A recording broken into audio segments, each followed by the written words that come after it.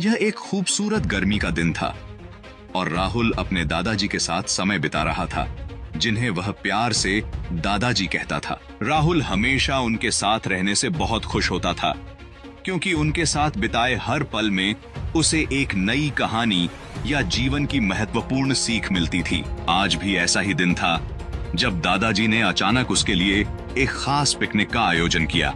राहुल की खुशी का ठिकाना न रहा जब उसने देखा कि दादाजी के हाथ में एक रंग बिरंगी पिकनिक टोकरी है, जिसमें उसके पसंदीदा स्नैक्स और सैंडविच भरे थे। वे दोनों नजदीकी पार्क की ओर चल दिए, जहां दादाजी ने एक बड़े ओक के पेड़ की छाया में आरामदायक जगह तैयार की।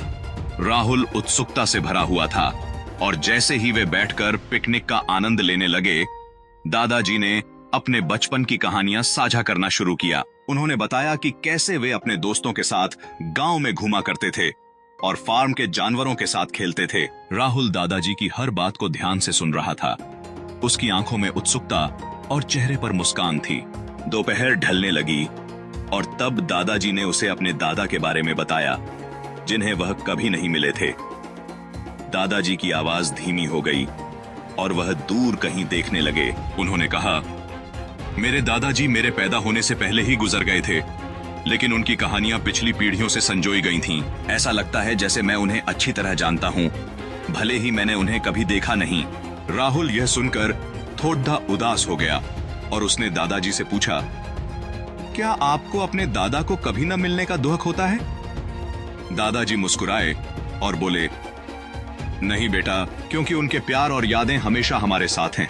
दिन ढल रहा था और दादाजी ने राहुल को जोर से गले लगाते हुए कहा, मैं तुम्हें बहुत प्यार करता हूं और यह प्यार हमेशा रहेगा, चाहे मैं शारीरिक रूप से यहां हूं या नहीं।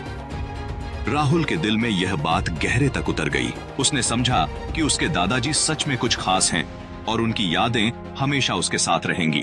दादाजी ने राहुल को याद दिलाया कि भले ही लोग हमारे पास शारीरिक रूप से मौजूद न हों, लेकिन उनका प्यार और उनकी यादें हमेशा जीवित रह सकती हैं। राहुल के लिए यह पिकनिक सिर्फ एक आउटिंग नहीं, बल्कि एक महत्वपूर्ण सीख थी। उसने अपने दादाजी से समझा कि यादें और प्यार कभी नहीं मरते और वे हमें जीवन भर प्रेरित करते रहते हैं।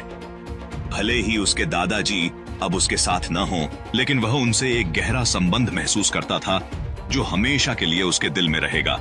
इस खास सफर ने राहुल को सिखा दिया कि परिवार, प्यार और यादें कितनी महत्वपूर्ण होती हैं।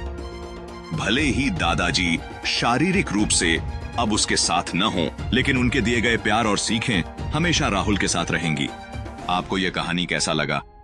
अगर अच्छा लगा हो तो चैनल को सब्सक्राइब करें और नोटिफिकेशन बेल को ऑन करें, ताकि आप तक हमारी वीडियो सबसे पहले पहुंचे।